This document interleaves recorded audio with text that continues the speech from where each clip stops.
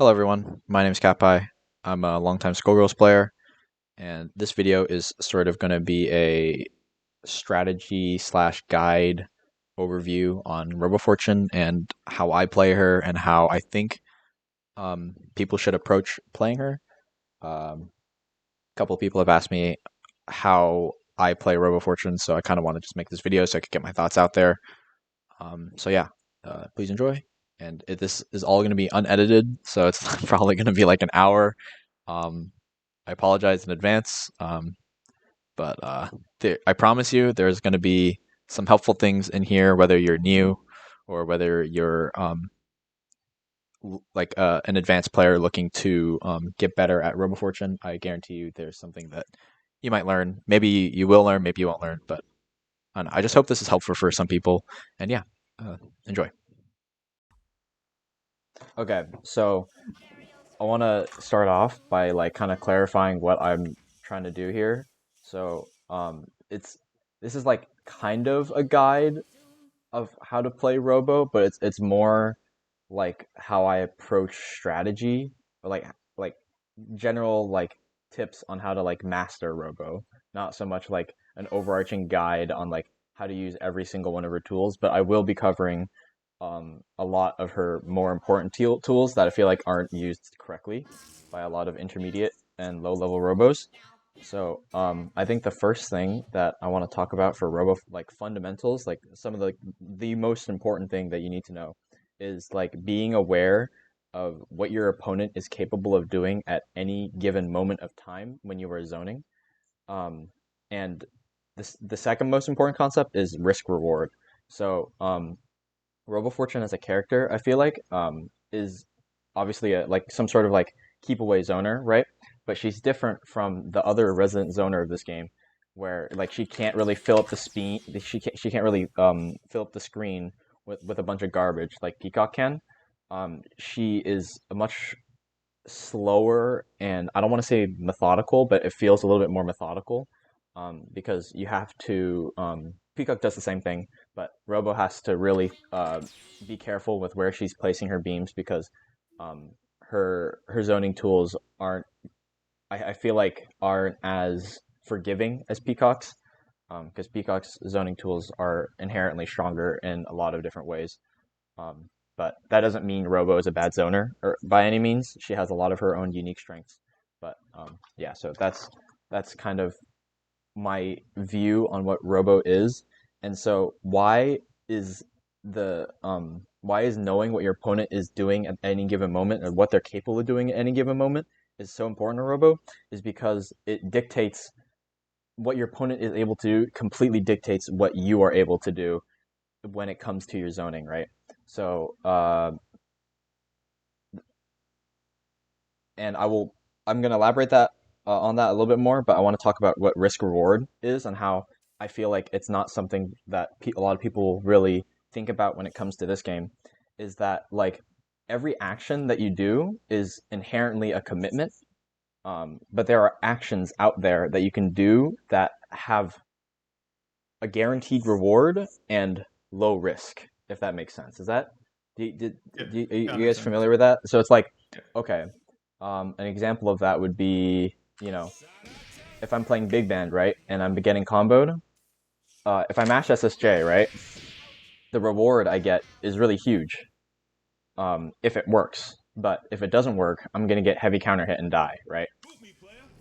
So that trait for big band, that's why mashing SSJ is such a good option on big band, is because you can take given certain things, you can make the option completely safe while keeping the insane reward, while also keeping the risk down. So like, if I do this and you block that and I do this, then it's safe without minus, obviously alpha counters and push block guard cancel. But in a lot of cases, supersonic jazz and magnet is completely safe and the reward on hit is extremely high, which is why it's valued extremely high.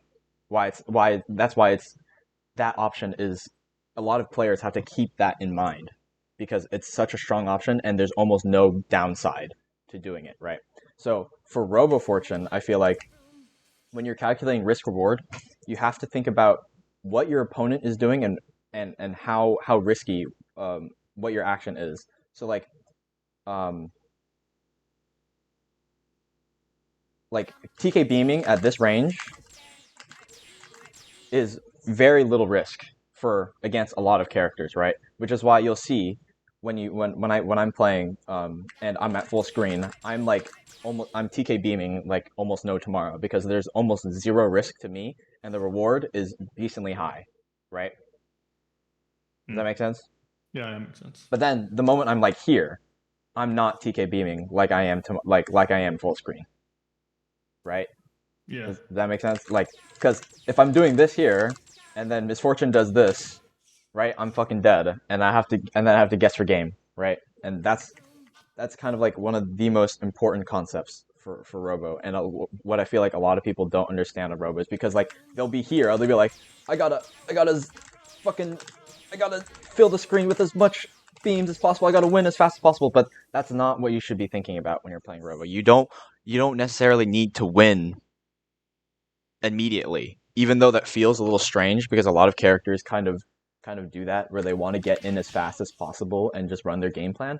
I feel like that's like you need to think about like in the grand scheme of things, right? If I'm right here and I'm only doing this, if I'm just zoning with just this, which is very risk free, and also like I'm still winning. Like doing this, I'm still winning, bro. But I'm just doing it at a much slower pace, and that's I think one of the great strengths of Robo is that she slows the game down to her pace, and then she makes her opponent play to her game plan. So that is something really important to grasp um, when you're playing Robo. And so now I want to talk a little bit about game plans, and it's like kind of what your style is. Like what is your style of playing Robo? Because there's not one correct way of playing Robo. There are multiple different styles, and there are many like people will make different decisions in the same situations, but they're like not necessarily right or wrong, you know.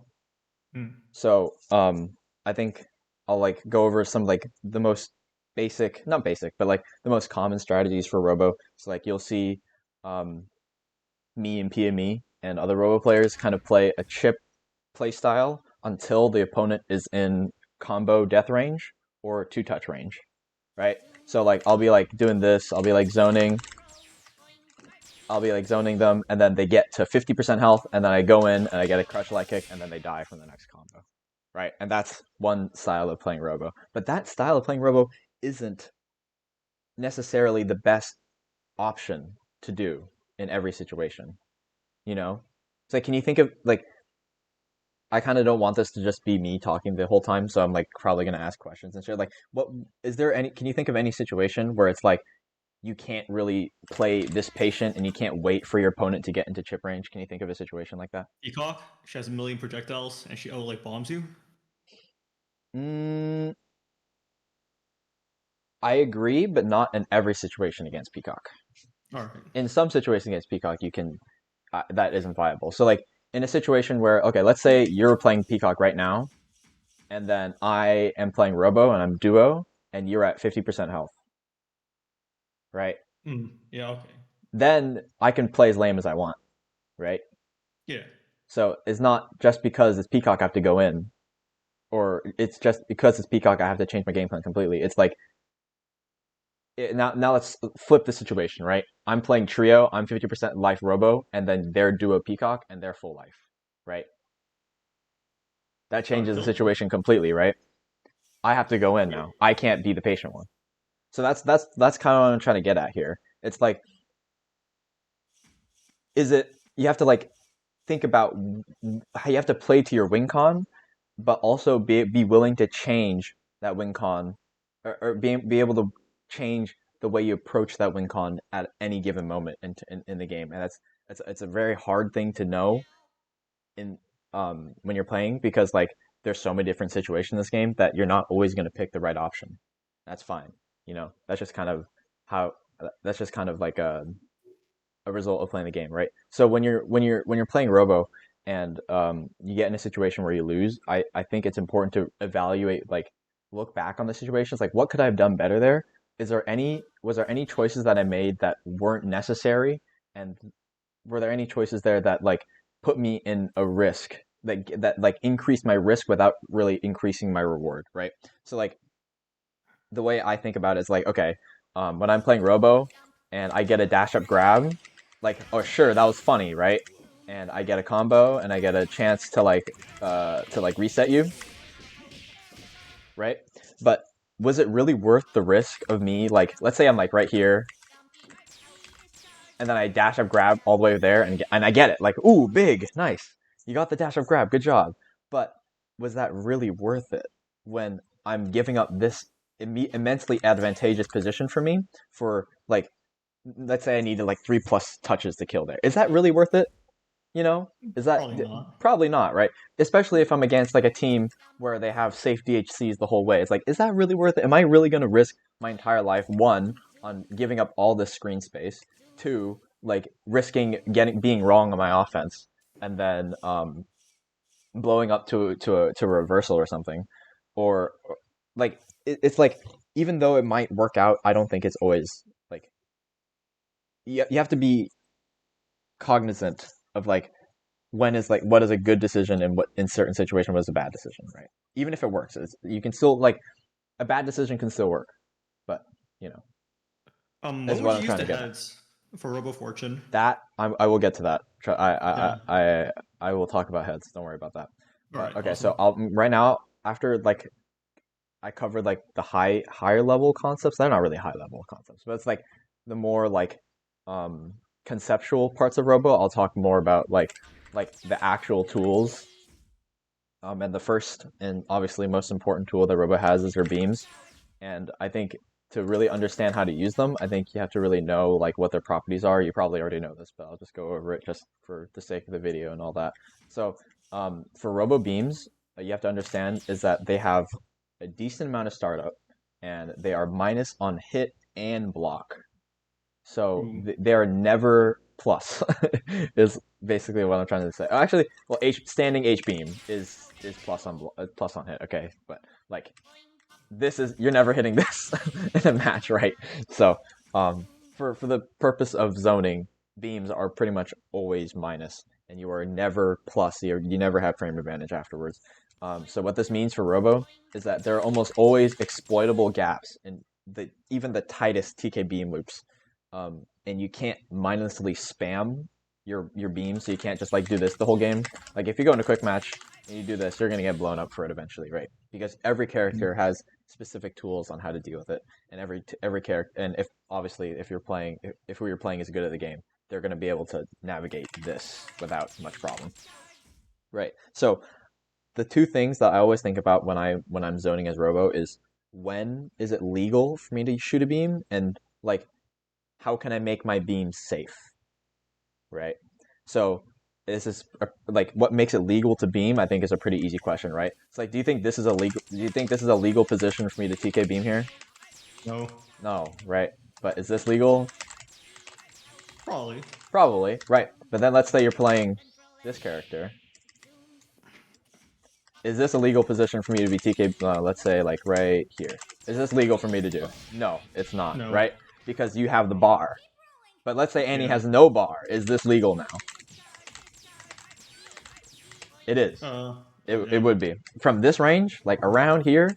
This is completely legal for me to do against Annie, right? So And like sh- the mm, that's what I was trying to get at in the previous like what I was like that whole spiel that no one really cares about, right?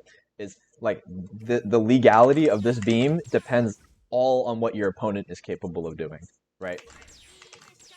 So, like here, I like you're not playing her, but if I was doing this against if I was doing this against Misfortune, I'm gonna fucking die, right? she can just low profile the thing She when can she just do rolls. this and then low Yeah. me, or like she gets in and she does air dash, jump light kick, and I'm like locked down for ages, and then I die, right? So like that there, I would have to like completely like my legality, the space at which I am able to beam is completely changed.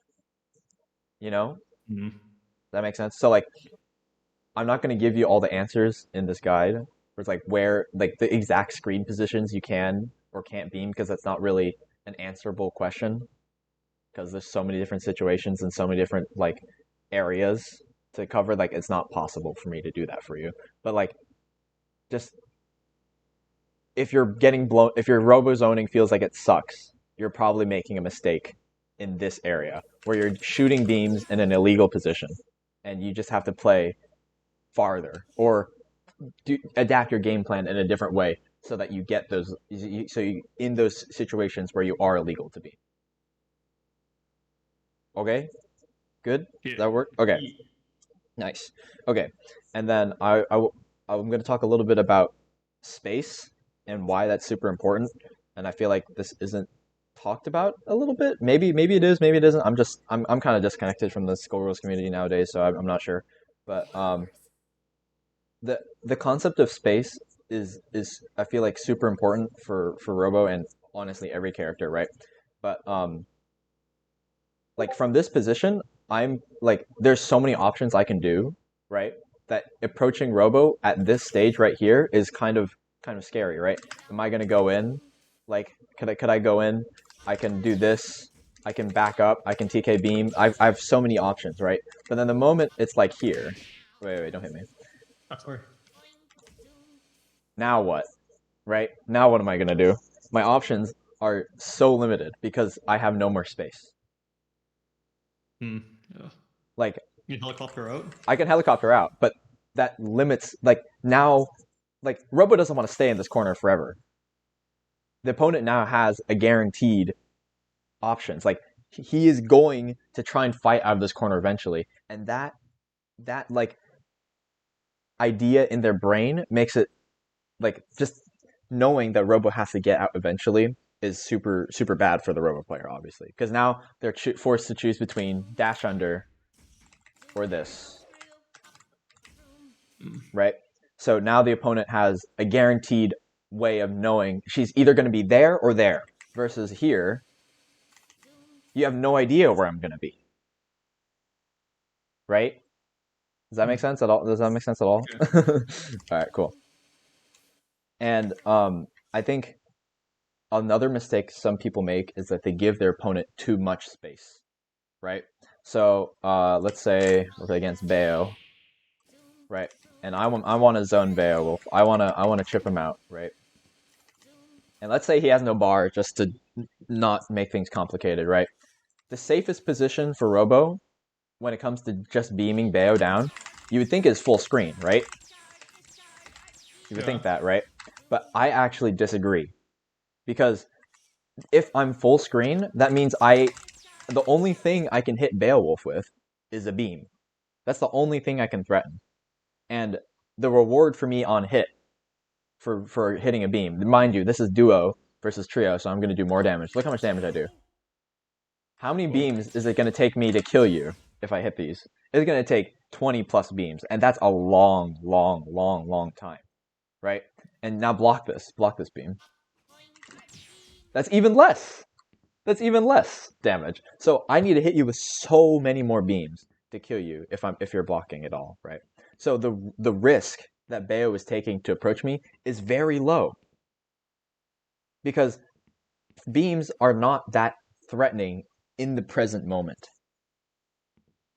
So against Beowulf, I would say the best place to zone if he has no resources is around here, not full screen. I'm like kind of just outside of his dash jump range. He can't really comfortably hit me with any unreactable mix-ups. And if he approaches me, like just dash jump at me, right? He plays right into my range. Wait, what makes full screen more risky than like mid screen distance? So why this is more risky is Yeah. because the only thing I can threaten him with is beams. Oh, okay. Okay. Yeah. You can't Meanwhile, if like I'm a roll little through. closer, if he tries to approach me, he's playing into my range. And then that means I get to hit him with more than just beams. He has to think about more than just blocking the beam. Uh, And also, it comes with the being full screen, also means that it gives Bayo more space, and it gives me less space to back up. Just dash jump at me. I'm losing the war, right? Now I'm here. Now I have to get out. Now I have to fight out of the corner. Now I have to dash under, Now I have to fly over. Now I have to risk getting H chair. Now I have to risk getting two light kicked. You know?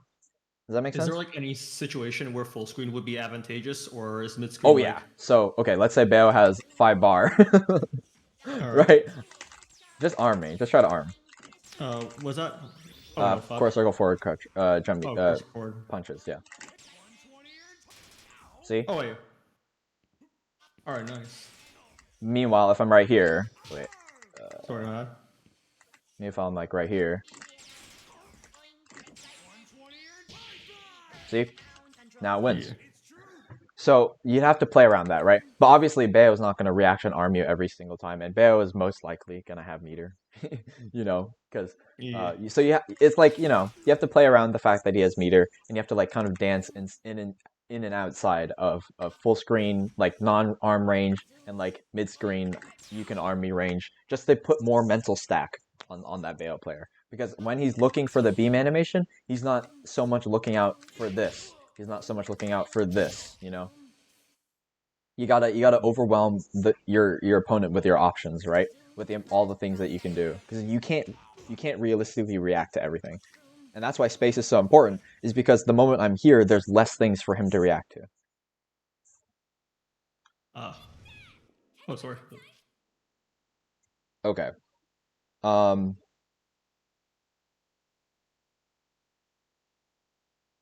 Okay. So I wrote down a few like situations other than just Beowulf, that could help a little bit with it. So like full screen Annie with no bar, I'm gonna TK like no tomorrow.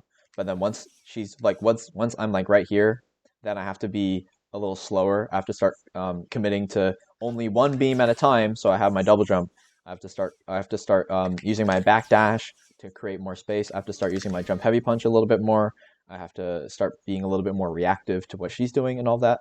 Um, so I have to change the way I zone depending on how close she is and depending on what her resources are.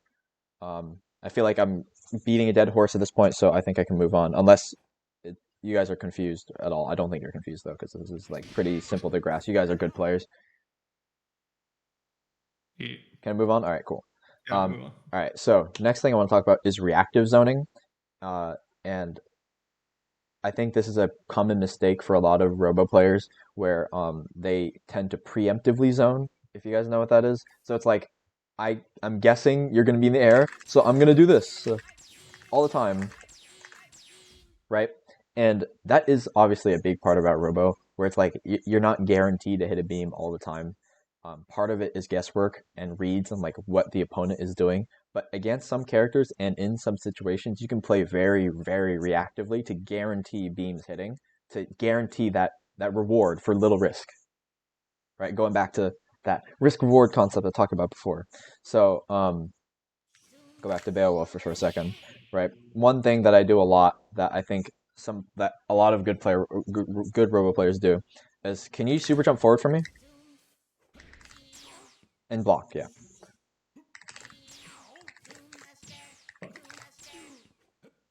right. Man. Do you see how like I'm only beaming when you're coming down? Yeah. So once Beowulf uses his jump forward, what can he do in the air? He can airwolf. He can like he can like uh he can like do the chair thing. He can do but that's pretty much it, right? He has very little air options um to like change his trajectory, right? So the moment he super jumps, right, he's guaranteed to land pretty much. And so what I do against Beowulf a lot is just super jump again.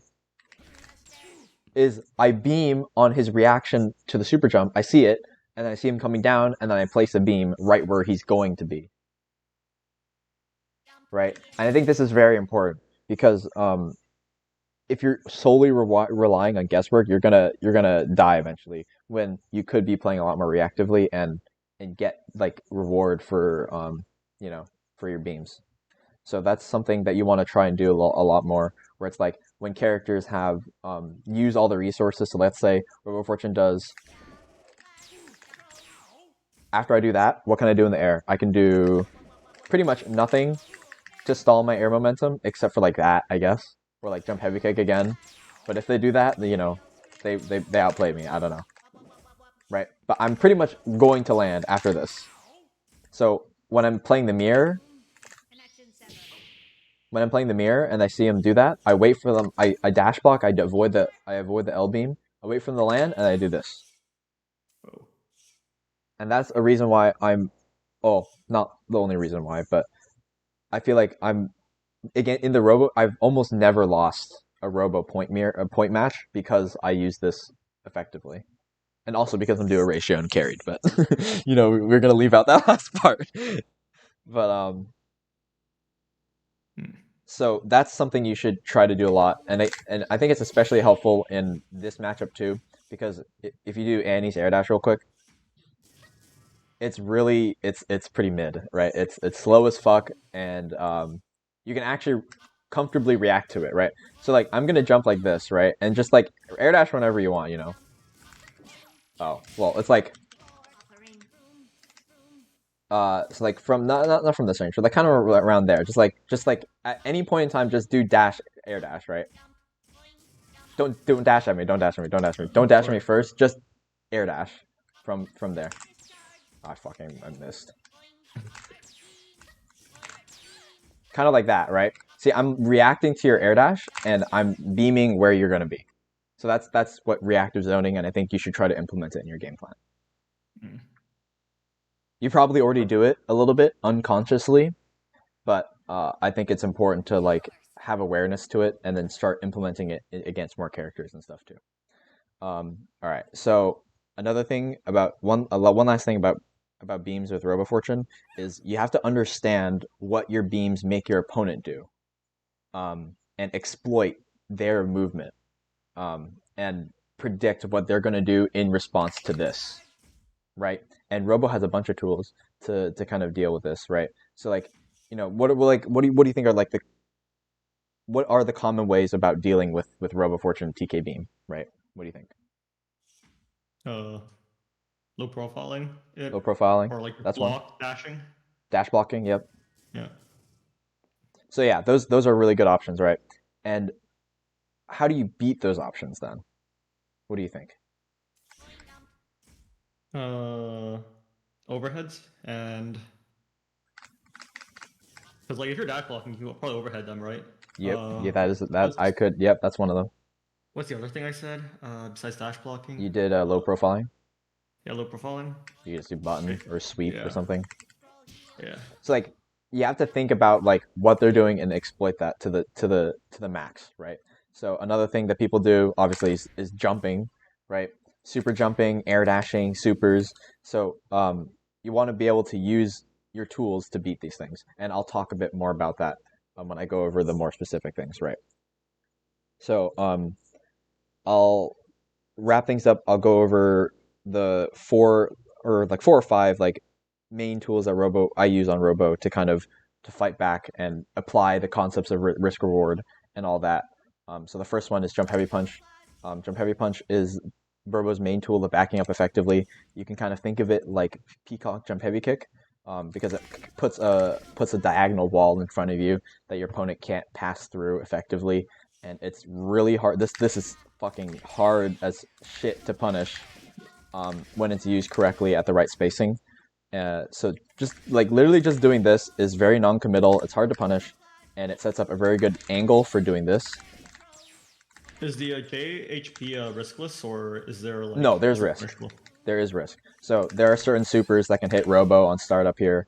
Hmm. There are characters that can kind of, if you're like really close, there are characters that can dash under the jump heavy punch and then do rising button to hit, All right. like you see how like there's a little bit of a dead zone, Yeah, yeah. like kind There's a of little right at corner. Robo's toes. Yeah. Like if they can exist, like if I'm doing it here, right, and Yeah. you dash at me, right, you see how like you kind of like go under it. Yeah. So There's a little it's like it's definitely it's definitely punishable or exploitable, because once she's here, like now Robo has to fight with her jab, and when you're relying on Robo Fortune jab to get you out of situations, you're kind of fucked. So um, it's a very good tool at keeping characters out at the mid range, like right here, but it's less effective once you're right here. all right. That's What would that's be a effective right here then? Besides like chainsaw and like block. lock. All right. you gotta block. You gotta if you know what your opponent's doing, you can jab. If you have the space to, you can call your assist. You can saw. There's a lot of things. I'll talk more about it later. But the important thing is that you can't overuse it. That's what I more want to get at. Is that you can't do it here. You're gonna die eventually for it. Yeah. Um, and then I'll talk about jump heavy kick. You're definitely familiar with this tool if you played Robo at least at all. Um, Manipulating this move is very important. It's something you need to learn. You use it to escape corner. So like, oh god, Annie's gonna crunch light kick me. Whee! I'm out of there, right? And now I go back to zoning. So it's very good at escaping corner in bad situations. But the problem with it is that it's not disjointed at all. So like you see like the legs, you hear legs and shit on top. Yeah. Those are completely hittable. She doesn't have a hitbox below her. It's kind of like above. So like if Annie does jump light kick, Jump light kick. that's jump light punch. Yeah, like Oh, that sorry. button. You have to do it at the right time, but like it's buttons like Annie jump light kick are very effective at stuffing this move, and also obviously like Helm Breaker and stuff like that. But like it's just I'm just saying like it's not insanely difficult to bonk her out of this, and you will get punished for it if you do it predictively. Um, Another thing you can do with it is like you can use it twice to kind of like stall your momentum a little bit more to just to create trickier situations like that. You can kind of float a little bit further. It leaves you vulnerable, but it can kind of change up your landing so that it kind of fucks with people a little bit more. Um, Another thing you should know about this last thing is doing this is super good in certain situations because this hits pretty much full screen. Look at that. And almost no character can come up here and hit you for it. So it's very good, but I wouldn't recommend doing two of them because then if you miss the one beam, then you're really fucked. Okay, the last thing, or not the last thing, second to last thing. Oh my god, not the second last thing. Is her head moves. So her heads are really valuable to any game plan that Robo wants to do, regardless whether it's the lame you out forever game plan or the rush down game plan. They're really really useful. The best ones are Ram and Mine. So the ways those moves work, which I'm sure you know already, but I'm gonna say it anyway. So head moves have startup, like this, and this move. They both have startup, and if she is hit during that startup, so like just like jab me, I guess 3, 2, 1, jab me. 3, 2, 1. Okay, that was too late. 3, 2, 1. Okay, I did it there. Oh wait. What would be the best way of showing this? I don't know. Basically, trust me, if you get hit before the missile becomes active, it's gonna go away on hit, right? But if the startup happens and you get hit, it's gonna come out anyway. You saw it earlier where I did the head move and then Annie jabbed me, but the move still came out.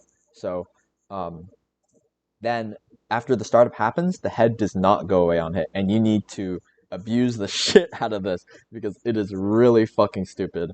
So a way you can pretty much guarantee the startup happening is by Kara canceling it from Saw uh, to that armor and that little hit pause that they get that Robo has that they go through.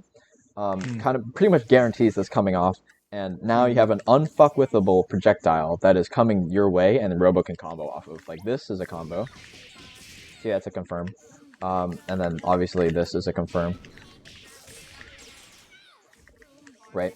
So you need to abuse this in a lot of situations. So like in situations where you're getting back to a corner, let's say Annie's like fucking air dashing at me, like she's going wee, she's coming at me. I'm gonna like do this and then jump over her, stuff like that. Or like let's say Misfortune is dashing up crutch light kicking. I'm gonna dash in and do this, and then get a full combo on hit. Is chainsaw the only way to make it safe? No, it's not the only way they make it safe. Well, it's like you can make it safe by having time, if that makes sense. Alright. It's always safe if you have time. Saw is just kind of a way of making that time possible and like where you don't have it. Alright, cool. Like here, like I do not have time, but now I do. Cool. Yeah. So the way you punish this is you grab it. So you got to be careful. If you're predictable with it, you're gonna get grabbed out of it. And since the characters are invul during the grab, they're not gonna get hit by the projectile. And also the mine is gonna go away. So you have to, yeah, you still have to make a correct read on the opponent to use this tool really effectively. But if you can, then it's really good. For air approaches, if they're approaching you from the air and you want to make space, you generally want to use ram, because it kind of tracks a little bit, and mine doesn't really reach that high up. And if they cross up, mine is like completely worthless. But ram sometimes is the homie and hits them even though they're behind you. So for air approaches, I generally just default to ram, and if they're on the ground, I do this. I do mine instead. Mm. Another thing you can do with ram that's really nice is you can. It's pretty slow, so you can kind of run behind it, and since Robo's dash is so good, you can kind of get in with ram. So that's really really nice. You can use the time. The best thing you need to like understand about head moves is that they give you time, and you want to use that time to do things. So like ram gives you time to reposition. Ram gives you time to build another head. Missiles does the same thing, even though missiles is the worst out of the three options. Level 3 missiles is the best because I did not mean to do that. That's not what I wanted. Um, because they track dashing me, dashing me, dashing me, dashing me. See how they follow you a little bit. So Yeah. it's definitely good because if you can lock them down before using it, then they have to block the whole thing, and just block this, just block this. Oh, well, okay. Well, the reward on hit's not bad either, but just look how much damage it does on block. That's not bad, right? And that's not counting the extra beams they're gonna get in, and so when you have level 3 missiles, you get time. Use it to build more heads, something like that, right? Use it to reposition, use it to get out of a corner, anything, right? So that's kind of head moves and when I would use them and when to use them. And then I want to talk about Magnet because this super got giga buffed in the Annie patch. Before, what would happen if you did this move against Painwheel is she would viewer super you and you would lose and you would die. But now it has hit stop, so no matter what the opponent's doing in the air, if they're not blocking, they're gonna get hit. Mm. And it also has an unblockable while rising property, so it's 3-2-1 jump and just block. All right. 3-2-1. I did it too late. Oh, were you blocking? No way. No, I forgot. Alright, block. 3-2-1. Oh, I have to do it a Fuck. little preemptively. 3-2-1. You're blocking the whole time, right? Yeah, I was blocking. I Yep, was and doing up back. Yeah. yeah, you're doing up back, but you still got hit. So that's really good. So the hitbox is also enormous. If you haven't seen it, go fucking look at it. It is giant and it is insane to look at. So it's Robo's most consistent anti-air. A lot of characters like to exist in that kind of space. It's like Big Band, like he's gonna be like, let's say you're playing Robo here. Your back is to the corner. What's Big Band gonna do, right? He's gonna jump like kick you, and that's perfect angle for Magnet, right?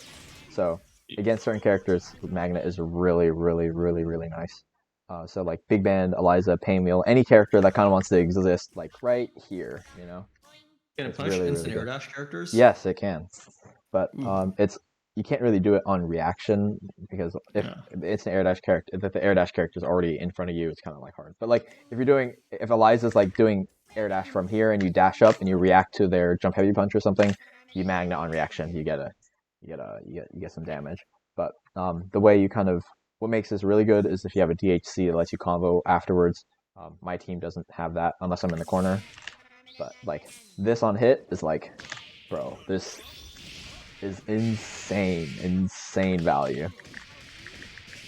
So definitely, Magnet is a tool that you want to keep in your back pocket because it is really, really good.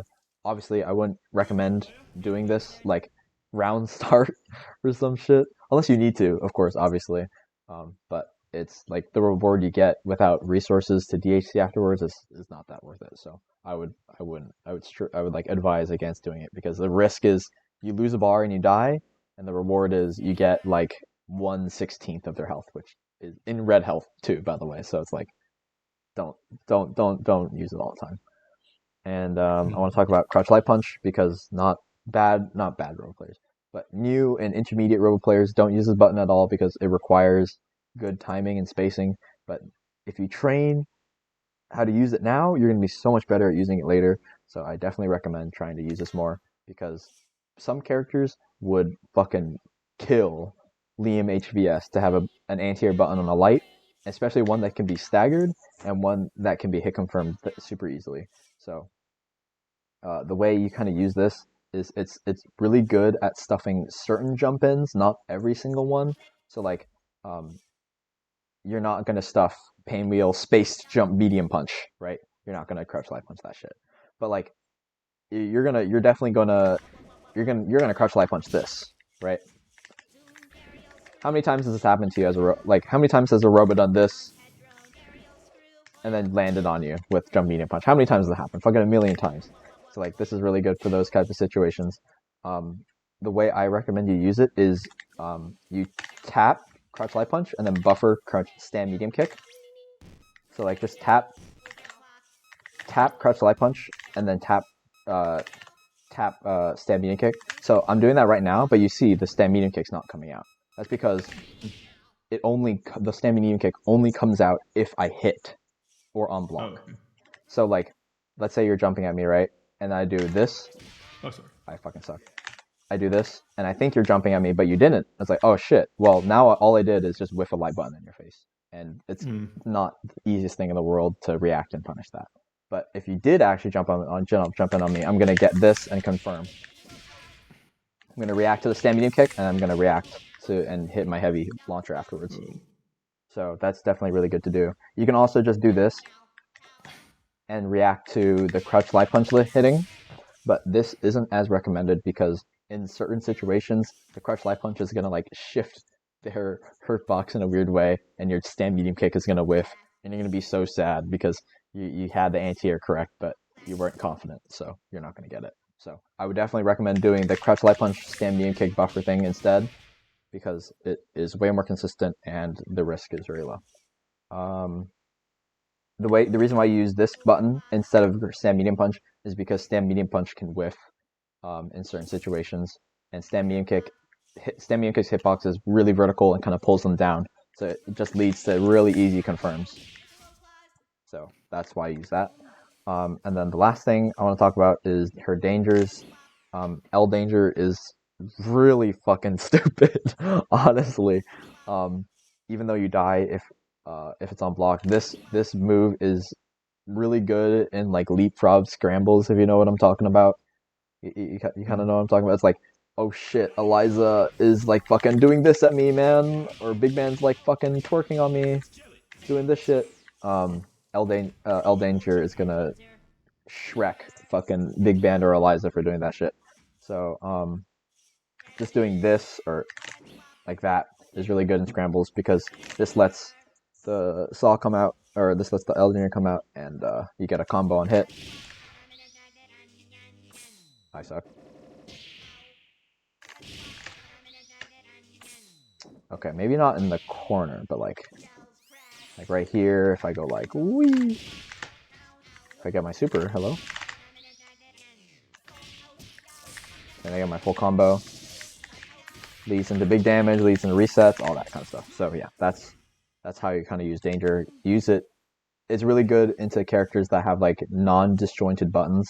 So like I wouldn't recommend trying to L danger Beowulf jump heavy punch at like this range because you're just gonna get outspaced and die. But maybe for like right here, then maybe you can look for L danger. Um, or like it's really funny against Squiggly because Squiggly jump heavy punch is not disjointed, so you can L danger her from this. Like if you're imagine you're Squiggly right here and you jump heavy punch me, I could L danger you from here, and then you would get sucked into Robo L danger, and I can magnet and kill you off of it. So yeah, that's kind of all the tools I want to talk about, and I kind of covered like the strategy I have when it comes to Robo. Do you guys have any questions? I just have some weird matchup stuff to ask, but that's about it. Oh, yeah, sure. Go ahead. How do you handle like Valentine, like flying the air, throwing shurikens and Okay. whatnot? Actually, this is a good thing to talk about because Robo's matchup spread is really good, but against the characters that can kind of deal with her, it's a little bit rough. So like those characters are Misfortune, Valentine. Um, that's pretty much it. I'm gonna be honest. Um, Peacock can be a little volatile, but she can outpace that character too. But the Oh, how do you outpace Peacock as Robo Fortune? it's really hard. You have to. I'll talk about Valentine first. Where it's like, so the reason why Valentine is so hard is because she can kind of exist here. Um, let me pick Valentine real quick. I think okay. Can you tell me why you think Valentine is hard? She jumps up and then she throws the fireball in the air, and you're like, damn, I can't really hit her with my beams. Mm-hmm. Okay. Uh, yeah, she can. Actually, I don't know. I think Yeah. that's the only thing that's bothering Just me press about play her again, by the matchup. way. Just play again. Yeah. All right. Let me pick her worst matchups here. Where is it? Uh, I'll pick a good matchup for her. Okay, so the what Valentine and Misfortune have in common is that their mobility is really good. The worse the character's mobility, the better matchup Robo has against them. Um, Obviously Misfortune has like one of the best dashes in the game. She goes super low to the ground. TK Beam doesn't hit her for doing this. So Valentine's kind of similar, even though I'm pretty sure TK Beam hits her for dashing, but her dash is fast and her dash buff is really good. So it's hard to keep her out, and her air dash is an upward angle.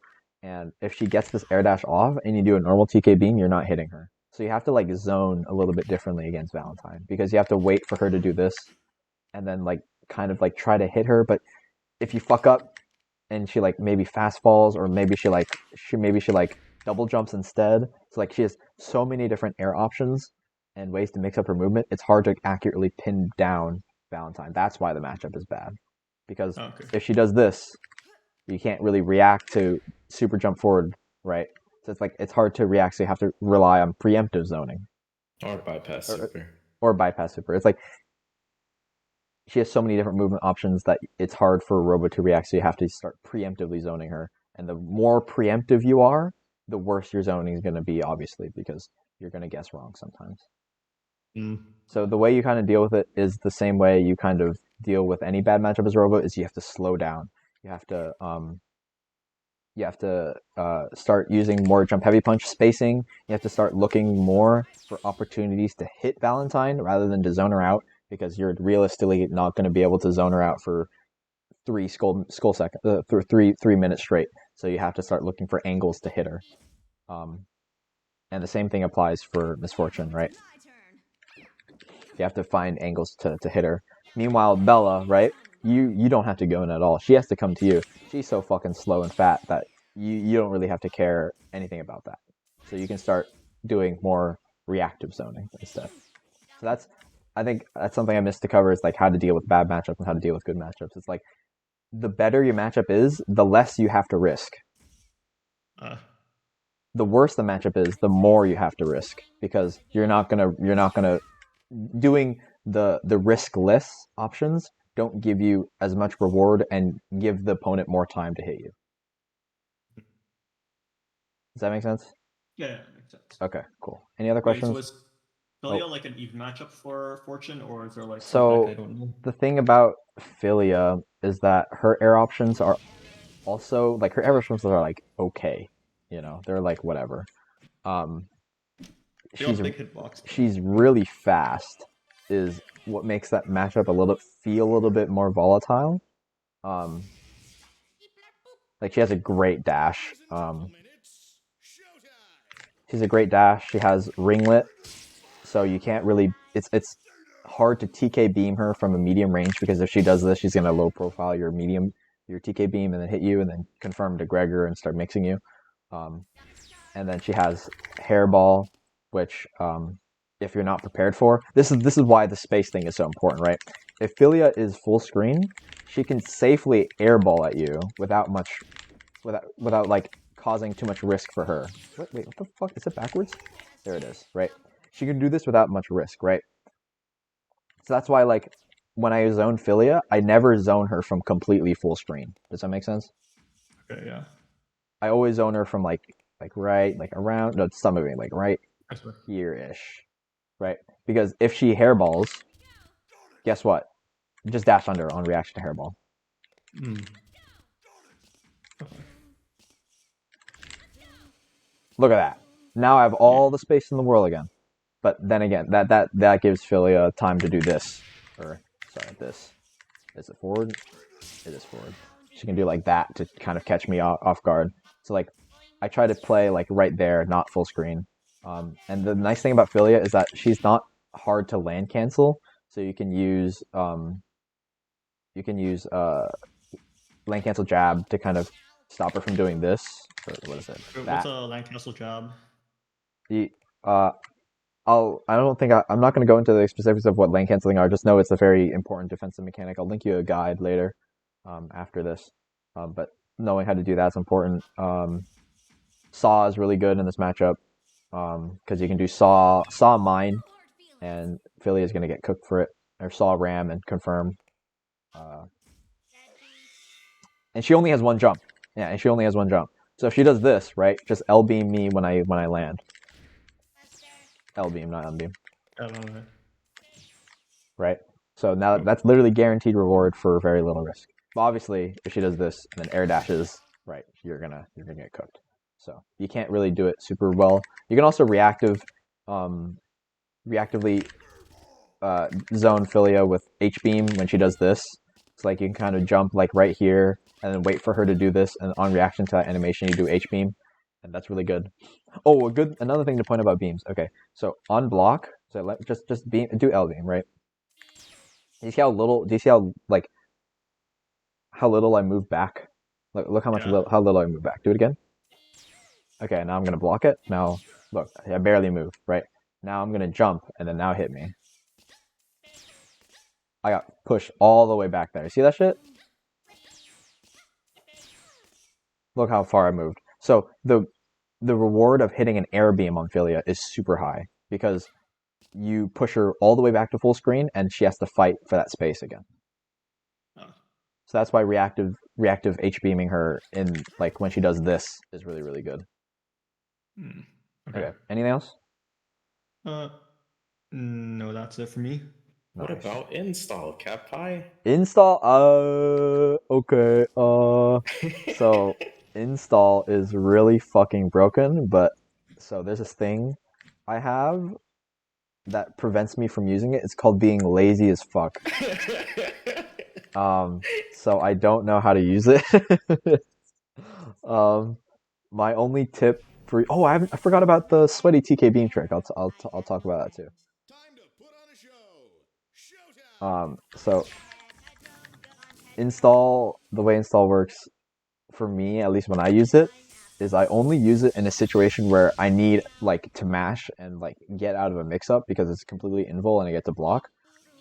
One thing that's really nice about this is like, let's say I'm in hard knockdown. If I'm in hard knockdown and I see them, I mash install and I see the grab animation, I do this Does because it not work without install? well, it's because I can't react to the grab animation. Okay. Like it gives me a way to guarantee a punish, or I can up Okay. forward, right? Up forward button, and then I hit them for grabbing. So that's like it's the one thing you have to keep in mind, right? Because the counterplay to Saw and Wake Up is you grab or you block it. But so a lot of players try to grab Robo and Wake Up. So if you know that, you can install and then react to the grab and then M danger them or up forward button them because this is grab info. Ooh. Um, Oh, I'm such a dumbass. wait, you didn't know Why that? did I not think about that? No, I just tech the grab every time. Oh my god, no! Punish them for it, bro. Punish them. Get your combo. Wait, is land canceling when you jump up and block when someone's attacking you, so you land first and are And like. then you cancel the block stun so you land, and then you Yeah, yeah. punish them. Yeah, that's what land canceling Oh, is. okay, okay. So Yeah. you. Well, you say So you could use that against Philia when she dash jumps or whatever. IEDs you. I'll show you. It'll show in the video that I send you later. But I'll talk about install Okay. first. Um, I think one thing if you want to learn how to zone on install is you want to learn how to do this.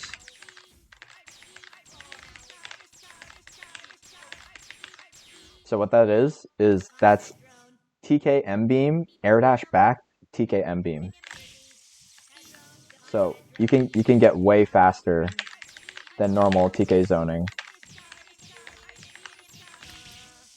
And the reward on hit is wait, let me hit you. This is a full screen confirm. You do this, and then you go like, "Wee!" Now I'm gonna combo you and shit. And there's a lot more install intricacies, but I'm lazy, so I don't learn them.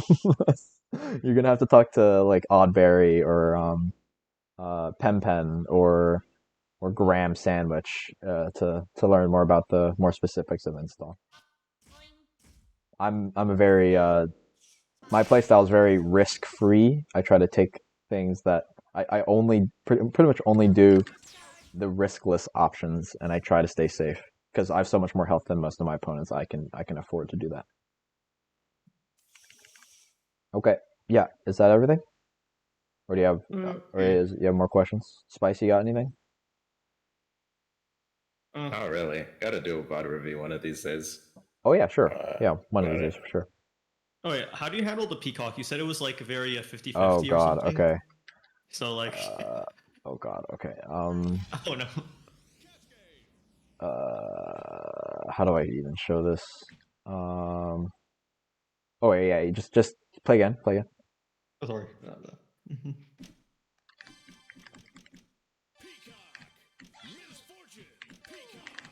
Okay, I'm gonna do H plane on 3, 2, 1, and just do.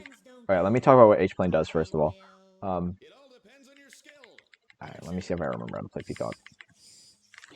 Okay, cool. So the way plane works is that the moment she uses it, the trajectory is set, and it is based on the position that you are in the moment she does it. So if I do plane, just dash. The moment you see me do the animation, just dash. See how it sails right over your head? Yeah. So this is one of the best, like this is one of Peacock's main tools on how to like deal with Robo or like kind of stop her from doing super jump heavy kicking and letting her get in. So what you do to stop this is you do dash and then interrupt the dash like very quickly and then cancel it with L beam. Like don't even move that much. Not even that much. Like even a little bit more. Oh shit. Sorry. My bad. It's all good. What is it? Fuck. Not like really short. But do it on reaction to my plane. Okay. And back up a little bit. Okay. Yep, see? Look at that. So that's how you deal with that. And then do the same thing for item. I'm going to item, and then I'm going to do this, and just do dash L beam. See? Obviously, she's going to be doing like this shit. Right. So you have to find where the gap is. And I promise you there is a gap for you to do this. Oh boy. The best advice I can give you is wait out the item cooldown. The moment item is out, you can start moving into her space. And then Peacock has like from when she's doing the full zoning pattern, which I think is this. I don't think there's a gap for you to do dash L beam. So you have to like get closer so Peacock kind of stops zoning, and then you can start doing the zoning. You can even when I'm closer to her. A little bit closer. Like don't do it when you're like here, like like do it when you're like right here or something. Yeah. Or like even a little farther. Like it's not even like the spacing that's dependent. It's depending on like what she's doing. If she's like here, and she starts zoning you, you can't do the zoning, obviously, right? But if she hasn't started, you can start. It's all about interrupting her zoning. It's not into like solo into like same health ratios, you can kind of look to out. You can't really look to out zone Peacock because she's gonna effectively do more damage than you. But in situations where she's on the back foot, then you can look to out zone her. That's what makes my team super strong. Is because a lot of Peacock teams are trios. A lot of Peacock teams have 3 characters. My team has 2. So I effectively have more health than her, so she's already on the back foot. That's what makes my team so fucking stupid, and really broken. So because like in this matchup, like this mirror matchup, guess who's winning the zoning war right now? You. Me already. I've already won. Like I didn't need to do anything. I won a fucking character select, bro. So like I think it's important also to think about like how to play around health as Robo Fortune, because the more health you have, the more you can look to stall out the game. Does that make sense? Yeah. If you're dying and you have no time left, you're gonna need to go in. If you have time and you have health, why the fuck am I gonna do dash jump jump medium punch and get anti-aired and die? Why am I doing that? Um, looking at you, Graham Sandwich. Bro, dude, Graham, watching him play sometimes infuriates me because he plays my dude. Okay, Graham was a player that kind of picked up the game during the Corona times. Really, really good player and a very good friend of mine. But That's when he started? yeah, like kind of You're 2020 ish. joking. Yeah, and he played double Robo Fortune and Big Band, but he took a break from Skullgirls around like a year or two ago. I don't know how long ago, but he kind of stopped playing the game and he started playing my team for fun. And it's come to the point where he doesn't play double anymore. He literally just plays my team, my colors. Like I asked them about this maybe a few days ago. He's gonna play my team at Combo Breaker next year. That is so fucked up. You know how fucked up that is? That is so messed up. Oh my god. Yeah, he plays the team in a very different style from me. I play it much more reserved, and he plays it a much more volatile style where he goes in and then like going in as Robo. I know why he does it because the reward is so insane. The reward is so insane on hit, so I can totally see why he does it. But I personally don't think it's the correct choice. But he likes it, so um, that's his choice to make. But yeah, that's what I was talking about earlier too. It's like there are many different styles to Robo. You don't have to play her the lame, like slow pace style that I do, but I think that's the best way you play Robo. But it's all up to you. That's the cool part. Okay, is that everything or I got I got two questions. okay? What's Um the question? First one is, I don't know if this is just me, but sometimes when I do saw either in like corner pressure or something as a PPGC, frame one I get hit and that's it. Like I don't even see a flash of armor. I swear after the first hit, I it's just gone. And I don't know if it takes more than a couple for the armor to be active or It's not. frame one But the armor. same situation happens with Pink as well. It's frame one armor, so that's more likely the armor is getting stuffed already, Okay. Yeah. or it's a bug. But I highly doubt it's a bug. Um, it's probably just like you're getting hit, the armor's getting shredded so fast that you're not noticing. Yeah, and I just don't see it. Yeah. And the second one, what do you personally do when you're waiting for uh Peacock's TP? When I'm waiting for Peacock's DP? Yeah, like uh because uh Peacock players like Josie and Marsh, whenever I start hitting them with low beams and I saw uh either item drop or H bomber and then hit them with low beams, they start teleporting a lot. And Uh-huh. half the time I can't seem to press the right button in time to punish them for that because there's no way it's safe. That I know for sure. Um, but it Um, catches me mhm. off guard when they get the block. So like, are they just raw teleporting without any They're bombs? raw teleporting. Okay, Yeah. well then that's just they're bad.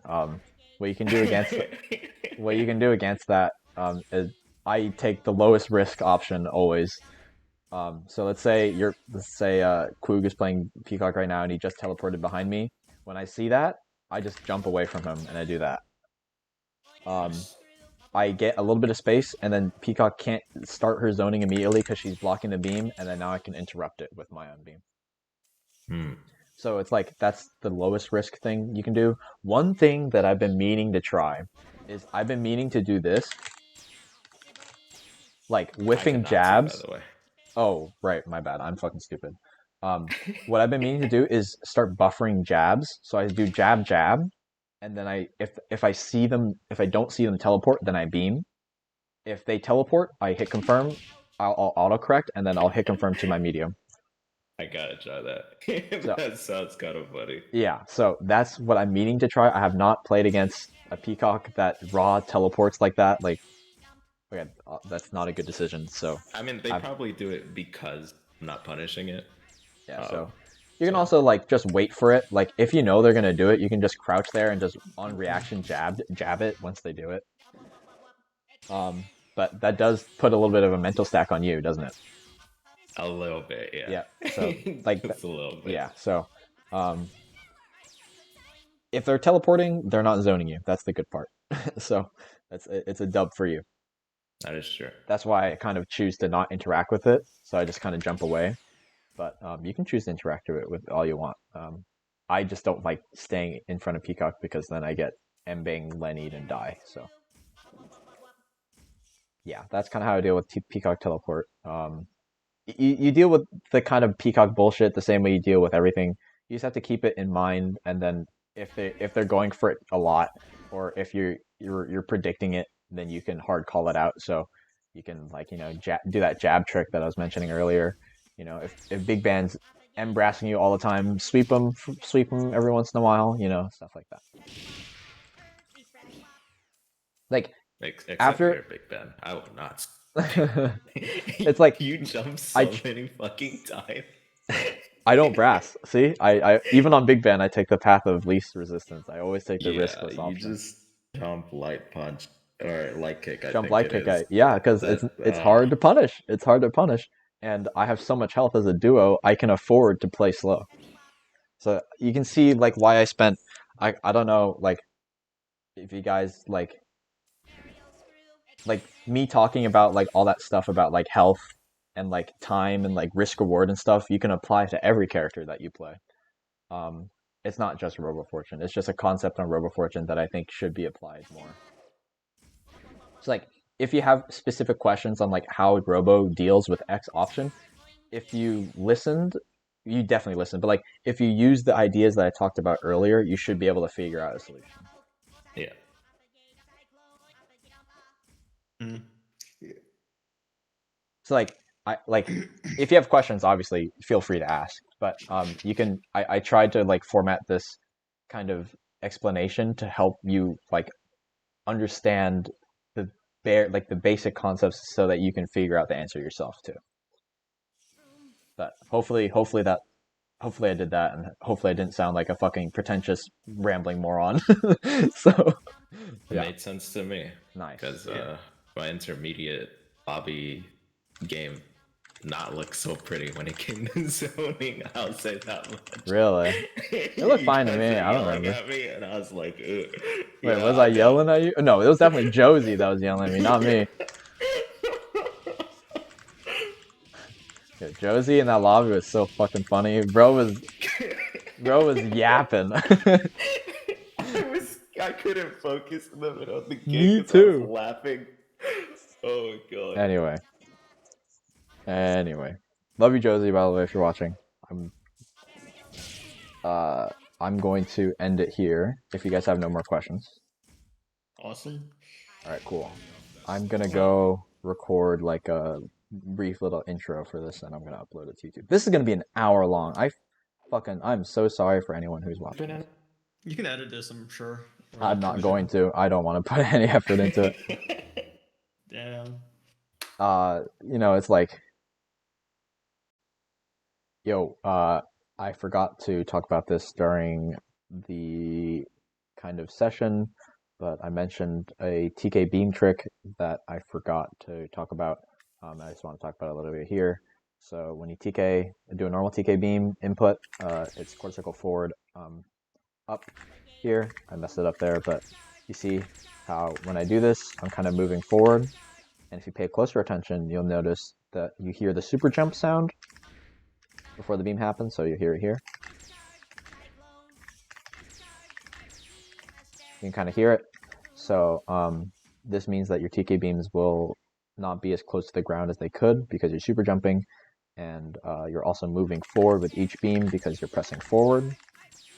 There's actually a way you can get around these two things though. If you press down and then you do the TK beam input, you'll see that there's no more super jump sound.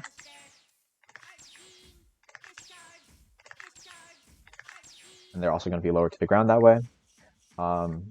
But this doesn't solve the issue with you going forward. The way you do that is you do 2, 3, 6, 7, 9, I believe. So it's like this. If you see my inputs there, I think you can also just do 2, 3, 6, 8. And what this does, if you see me do this right now, you see how my TK beams no longer move me forward. I even go back a little bit, or I stay in the same place. And that's exactly what you want for Robo, because that gives your opponent less, you're not closing the gap when you do your zoning. So you can combine these two things. So you can press down and you do the special input, and you get the best TK beams you can possibly do.